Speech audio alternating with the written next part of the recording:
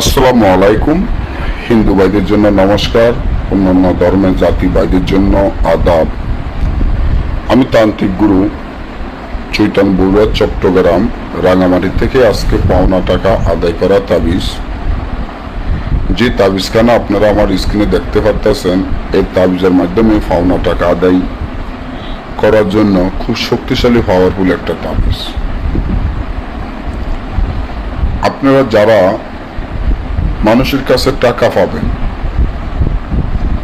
যে আপনার টাকা নিয়ে প্রতারণা শুরু করে দিচ্ছে, আপনার টাকাটা দিচ্ছে না, আপনার সাথে খারাপ ব্যবহার আচরণ করে, আপনাকে বিভিন্ন ধরনের ভাবে হুমকি দিতে আসেন।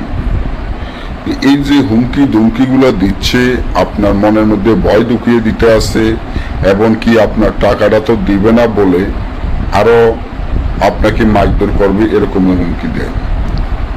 আপনি তার সাথে সম্পর্ক করে বা ব্যবসা বাণিজ্যের খাতিলে হোক বা এমনি খাতিলে হোক বা যেভাবে হোক তাকে টাকা দিয়েছেন, কিন্তু আপনার ঘরে কোনো স্ট্যাম্প নাই বা চেক নেই বা কোনো ফরমান নাই, কিন্তু সে আপনার টাকাটা দিচ্ছে না।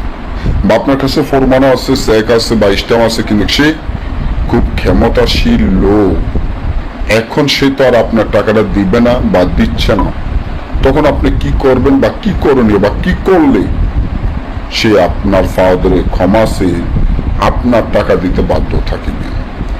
যে তাবিজটি আমার স্ক্রিনে দেখতে পাচ্ছেন, আমি এতটুকু শিওর দিতে পারি, এই তাবিজের মাধ্যমে সে তো আপনার টাকা দিবে তো দিবে, আপনার পাও ধরে ক্ষমা চাইব এবং নাক মুখ দিয়ে রক্ত যাবে যাও পর্যন্ত আপনার টাকা না দেয়। কারণ এটা আদি ও আসল অরিজিনাল বই তার সলমানির বই থেকে নকশাটি দেওয়া।